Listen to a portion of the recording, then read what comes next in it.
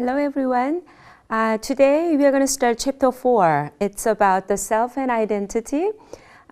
This week we are going to think about the self, and then next week we are going to continue to think about the identity. And this chapter is particularly very important when you remember that the developmental task of adolescence is that identity formulation. So self, when you say that the self and identity, probably that's a major topics for the adolescents. See the picture? This is actually cat, but he believed that he's a lion.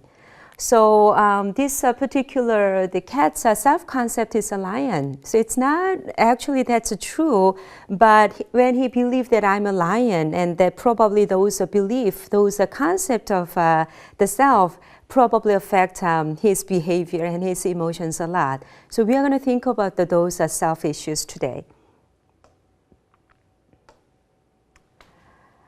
Today, just to focus on the self, and next week we are going to think about the identity. When I say the self, it's very similar, but there is a different concept you need to understand. First, the self-understanding, and then self-esteem, and then self-concept. And later on, the next week, identity. Start with self-understanding. That is a very broad concept of self-understanding. When you say that I understand myself, meaning that that's a social cognitive construction. So you know yourself in a context of the social world surrounded yourself. That is the meaning of the self-understanding. So individuals' cognitive representation of the self and substance and content of the self-conceptions. That's a self-understanding. So broadly, you have a certain representation. So thinking that who I am and I understand myself in a certain way, it can be a certain image, certain adjectives, or certain the person. When you read in the book, it can be the cognitive representation, and also include that there's a substance and a content of the self-concept. But when you say that a self-understanding, this is myself, it's not whole your personal identity. That is a basic idea, but it's not whole all about your personal identity. That's a part of it. So self-understanding, there is a certain dimension, so there is a law, so that is an abstract idea, and there is idealism included, and differentiation, meaning that yourself is different in the family or in the school, so certain differentiation, and also fluctuation self. So when you feel that you like yourself a lot, sometimes you feel really bad about yourself, so there is a fluctuation. And this is also very important, the concept related to the self-understanding. Real self and ideal self. Rogers, he's the person-centered psychotherapist. He suggested this idea. We know who we are in reality. So that is a real self. So I know I am not good at the math. That is a real self. But ideal self is that I would like to be, or I'd like to do better in math. That is my ideal self. So sometimes there is too much gap between real self and ideal self. Then probably it's hard to do something because you feel that to reach your ideal is too high or too challenging. So even just to start to do something is difficult. Or sometimes people that there's no gap between the real self and ideal self, meaning there's no vision, no purpose in their life. That is another issue. Because since I'm satisfied with myself in real self, I don't have any the purpose, and there's no reason for me to do something. So we can explain that the gap between real self and ideal self, it's an important concept to understand the motivation. And true self and false self is another concept. You know that when we say that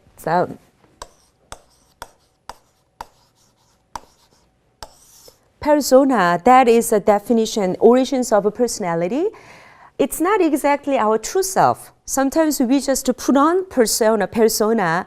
It can be a false self. So everybody has some true self inside, and in a different situation, we show the first self in a little bit different from our first self. So we know that everybody has a little bit the differences between true and first self. But some people who have the mental disease and they have very severe difficulties in integration, there's a too big gap between them.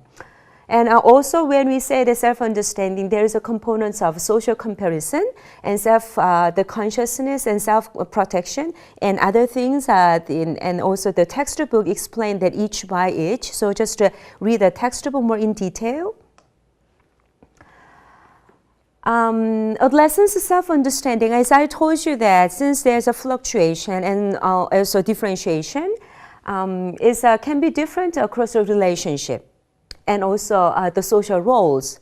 In detail that you have a different the roles, multi-roles you have to take as a student or as an athlete and as a daughter or a son, or sometimes you are as a husband or wife and employee. So depending on what kind of role you are taking at this moment, your self-understanding would be different, right? So as an employee, maybe you can be a very assertive woman, but as the daughter in your family, you can be a very submissive woman. So it can be different depending on the roles you are taking. And also the social roles I already talking about, and also relationship. So what kind of relationship you are in, you can be a different person. So in a relationship with your mother or father, close friend or romantic partner, or the peers, and what kind of relationship you are in, depending on the relationship, your personality, your self-understanding can be different. So we need to understand that self-understanding is not always just one direction or one dimension. It can be diverse. And we cannot say that that's some people said I am a multiple personality disorder, but that's not true actually. Similar concept, self-esteem, that it is a similar concept of self-worth and self-image. So self-understanding, that was a cognitive representation. So we can say that this is who I am, but self-understanding, our self-esteem, it's a more kind of evaluative. How good I am, or how I think the people like me. So there is some evaluative components involved in when we say the self-esteem. And self-concept, it's another cognitive representation, but it's more domain specific. All right. So self-understanding is a more general knowledge of yourself, but when I say the self-concept, it can be domain specific. I'm going to explain later on. So first, self-esteem. I told you that is evaluative connotation when I say the self-esteem. So here there's a certain very specific behaviors, indicators showing that the positive, the self-esteem. So people have the high level of self-esteem, meaning that they like themselves, then they showing that more directive or the command and more, their voice is more appropriate and express opinions more easily. So there is a list of the behaviors based on the empirical data. And also there is a certain negative indicators. If the peoples have a low self-esteem, if they don't like themselves, what happens? And what kind of behaviors they are showing to themselves or to other peoples? Sometimes they are easily put down other peoples by teasing or name calling. They can be indicators of low self-esteem. Or they easily they give excuses for the failures rather than admit that I made a mistake. It can be indicators of low self-esteem. So usually in a counseling setting, the clients, whatever their issues they bring in their counseling sessions, they are kind of commonly showing that low self-esteem issues.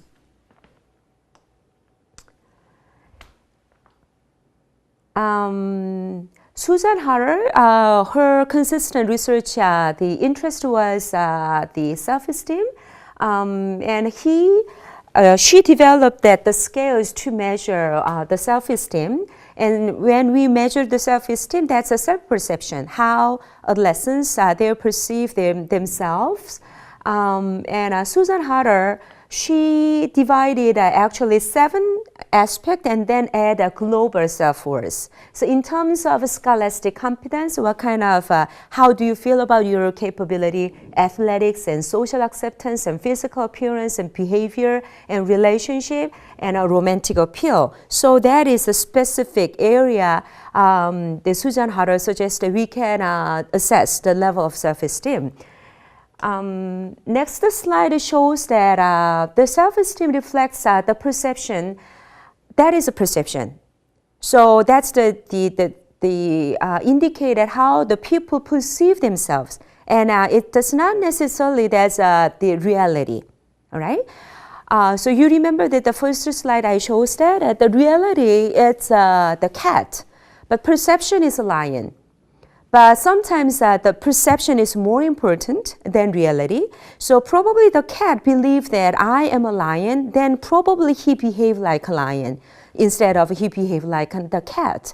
So the self-esteem, even though that is a perception, that's a subjective understanding, subjective evaluation of themselves, even though it's not reality, but that itself is very important to understand the people's behavior. Related to the self-esteem, the narcissism, kind of interesting, the concept, and in these days, among the adolescents and young adults, narcissists we see very easily. Sometimes narcissistic personality disorder, that is a pathological phenomenon, but it's not necessarily narcissism is always the pathological the phenomenon. Sometimes we have a certain features of narcissism, especially during the adolescence, since it's heightened of egocentrism and self-consciousness. Adolescents show that are kind of the features of narcissism. Narcissism is a self-centered and self-concerned about, and they feel that I'm very special, and they feel that I have to be a center of other people's and other person's attention all the time, and they feel that that has to be in that words. So that kind of exaggeration of the self-worth and the esteem issues, right? So narcissists rarely shows any empathy towards others because they are always focused on me issues, and they are difficult to understand how other people's believe, how other people's want in this situation. So that is a problem. So because of that, the lack of understanding of that other people bring that devaluation. So they easily put down other people's. So narcissist people, they pretend to show high level of self-esteem, but actually in reality, in their inner mind, that is indication of low self-esteem actually. So narcissism, that is an important phenomenon and personality type related to the self-esteem issues. And this is the questions the textbook raised. And do you feel that self-esteem can be changeable, especially during adolescence? Maybe some of you feel that I suffer from low self-esteem. I don't feel that I'm not proud of myself, and I don't like myself and any aspect that the Susan Hatter suggested. Maybe other students feel that I really like myself and I'm satisfied with myself in every aspect of my life, right? But we see that the self-esteem is not really fixed to things. It can be changeable. That's a research shows that. So self-esteem fluctuated across the lifespan, and during the life transition, like after graduation from the college, or after you employed in a new settings, or you get married, that is a very important life situation, transition. Those time, that is a kind of general tendency. Your self-esteem decreased to handle that because of the high level of stress. So the current concern is that too many of today's college students grow up receiving empty praise, like not people mean it, but they say good things and compliment. That is empty compliments. So because of those, the good feedback, as a consequences, adolescents have inflated self-esteem. That is related to the narcissism issues. So that is a big concern in these days. And changeable, I say that, and this is the patterns of the self-esteem change and divided by the gender. And this is males and this is females. See, whole throughout the life, male shows that higher level of self-esteem until the point of very old ages, right? And then this is the females, especially see that this is young adult, this is adolescence, transition, it's a decrease. But for females, it's a more serious decrease of the self-esteem. And remember, depression among the female adolescents is a double to the male's depression, the rate. So that's related to the low level of self-esteem. So after that, it's a little bit fluctuation. After the 40s, a little bit increase and decrease again. And finally, the female shows a little bit higher when they get really, really old. But this is a kind of a general tendency of the change patterns of the self-esteem across our lifespan. So another issue is that the relationship between the self-esteem and success in school, the research shows that it's not directive, the relationship, but it can be a self-esteem, can be a moderator. So more kind of IQ things or previous success, but self-esteem can be a moderator. So through the self-esteem, we can predict success in school. So that is the concept of moderator. So school performance and self-esteem here only moderated correlated. So, but another issue is the self-esteem. So it's not really directive, anticipated the performance, but in terms of relationship issues, self-esteem is a very key issues. Here, pro-social and anti-social actions, that is kind of very reflections of the level of self-esteem. So that is the area we needed to pay attention to.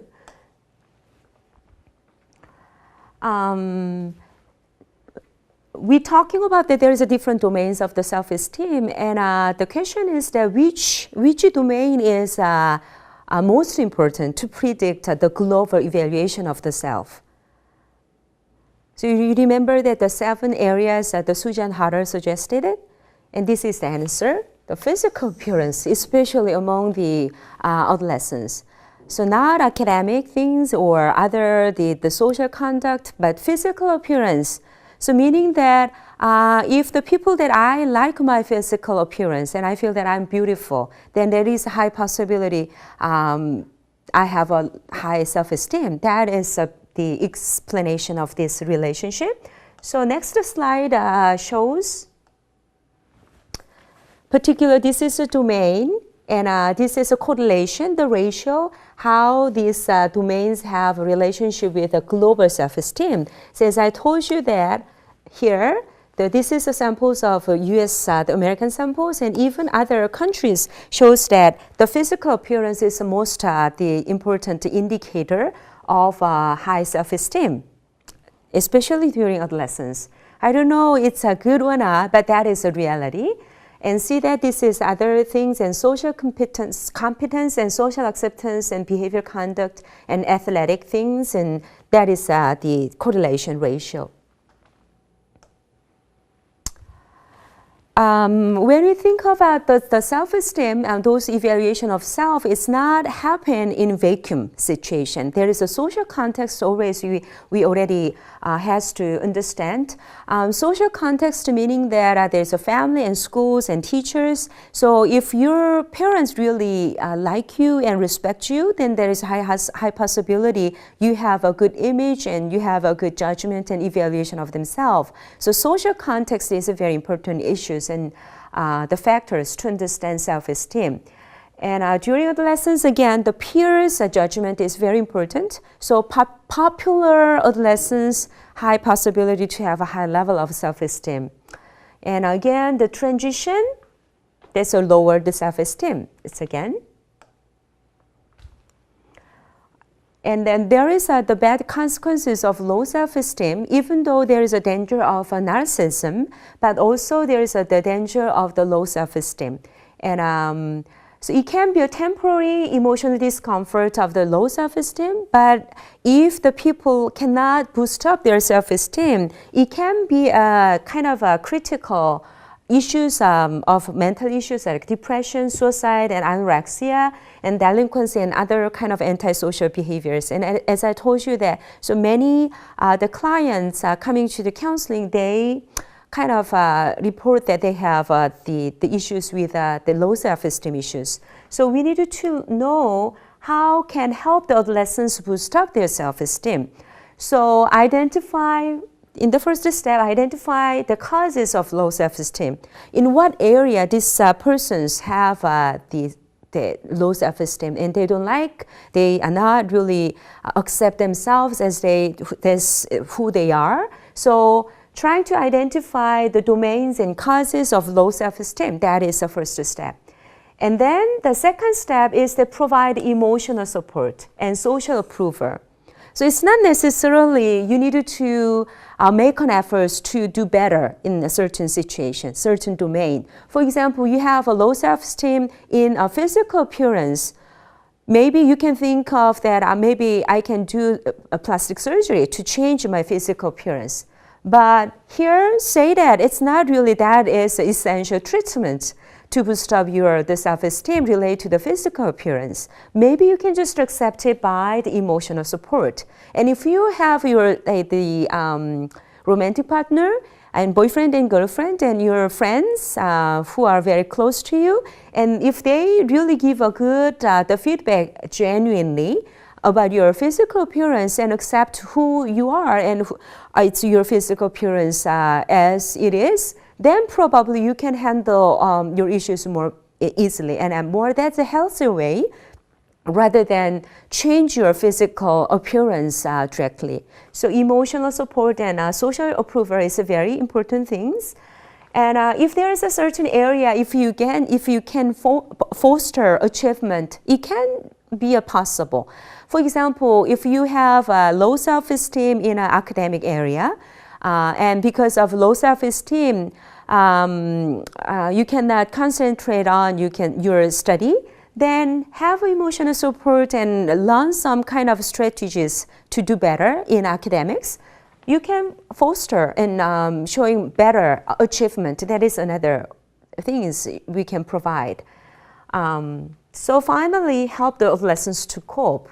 So not necessarily reality has to be changed, but remember that self-esteem is a perception. So that is a subjective. How you look your performance, how you look yourself, that is the key issues. So even though we cannot change the reality, but we can change our perception of the reality. So that's the choice, and you have to believe that you have a power and you have an options to change your self-esteem. And it's not necessary you can choose the negative or destructive perception of yourself. You can select more constructive and more positive way to look at yourself and accept yourself. So that is your options.